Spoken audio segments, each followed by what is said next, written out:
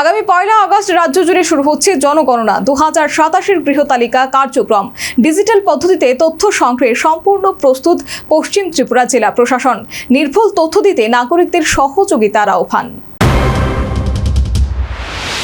আগামী 1 আগস্ট থেকে 30 আগস্ট পর্যন্ত রাজ্য জুড়ে জনগণনা 2027 প্রথম পর্যায়ে হাউস লিস্টিং অপারেশন বা গৃহতালিকা কার্যক্রম শুরু হচ্ছে। এই কর্মসূচি সফলভাবে পরিচালনার জন্য সম্পূর্ণ প্রস্তুত পশ্চিম ত্রিপুরা জেলা প্রশাসন। বৃহস্পতিবার বিকেলে আয়োজিত সাংবাদিক সম্মেলনে এই কথা জানানো হয় জনগণনা 2027 দুটি পর্যায়ে সম্পূর্ণ হবে।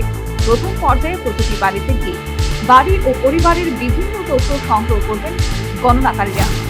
সেন্সাসের কাজটি শুরু হবে 1 আগস্ট থেকে 30 আগস্ট অবধি।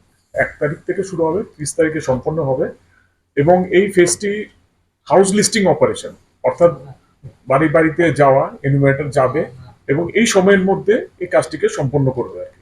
আমাদের পশ্চিম ত্রিপুরা জেলার মধ্যে 879টি আমাদের ব্লক আছে এখানে। তার মধ্যে এনুমারেটর নিয়োগ হয়েছে 954 জন আর সুপারভাইজার 170 জন। তারা এই টোটালি পশ্চিম ত্রিপুরা জেলাতে বিভিন্ন জায়গাতে বিভিন্ন এনুমারেশন ব্লকে তারা কাজ করবে এবং টোটাল হাউসহোল্ড অর্থাৎ টোটাল পরিবার 13,532 আমাদের জেলার যে সংখ্যা। এবং আপনারা জানেন যে সেলফ এনুমারেশনের কাজ আজকে 30 তারিখ, কালকে 31 তারিখ অব্দি চলবে। এরপরে অ্যাকচুয়ালি সেন্সাসের কাজটা 1 তারিখ থেকে 30 তারিখের মধ্যে সম্পন্ন হবে। এবং টোল ফ্রি একটি হেল্পলাইনও আছে এখানে 185। দ্বিতীয় পর্যায়ে 2027 সালের ফেব্রুয়ারিতে জনসংখ্যা গণনার কাজ হবে। তখন প্রতিটি ব্যক্তির তথ্য সংগ্রহ করা হবে। এবারের জনগণনায় প্রথমবার সম্পূর্ণ ডিজিটাল পদ্ধতি ব্যবহার করা হচ্ছে। হাউস লিস্টিং অপারেশন মোবাইল অ্যাপের মাধ্যমে তথ্য সংগ্রহ করা হবে। এতে তথ্যের নির্ভুলতা, স্বচ্ছতা এবং দ্রুত প্রক্রিয়াকরণ নিশ্চিত হবে বলে প্রশাসনের দাবি। পশ্চিম ত্রিপুরা জেলায় এই কাজের জন্য 879টি হাউস লিস্টিং ব্লক গঠন করা হয়েছে। দায়িত্বে থাকবেন 954 জন গণনাকারী এবং 170 জন সুপারভাইজার।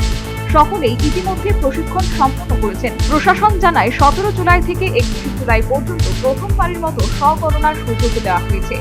30 জুলাই পর্যন্ত পশ্চিম ত্রিপুরা জেলার 13,532টি পরিবার স্বগণনায় সম্পন্ন করেছে। তবে স্বগণনা করা হলেও সংশ্লিষ্ট গণনাকারী যাচাইয়ের জন্য বাড়িতে যাবেন।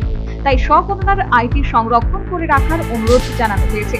সাধারণ মানুষের সুবিধার জন্য টোল ফ্রি হেল্পলাইন 1855 চালু করা হয়েছে।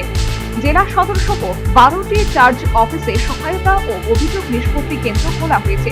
প্রশাসনের পক্ষ থেকে সকল নাগরিককে সঠিক ও সম্পূর্ণ তথ্য দেওয়ার আহ্বান জানিয়ে বলা হয় জনগণনায় সংগৃহীত সব তথ্য জনগণনা আইন 1948 অনুযায়ী সম্পূর্ণ গোপন রাখা হবে।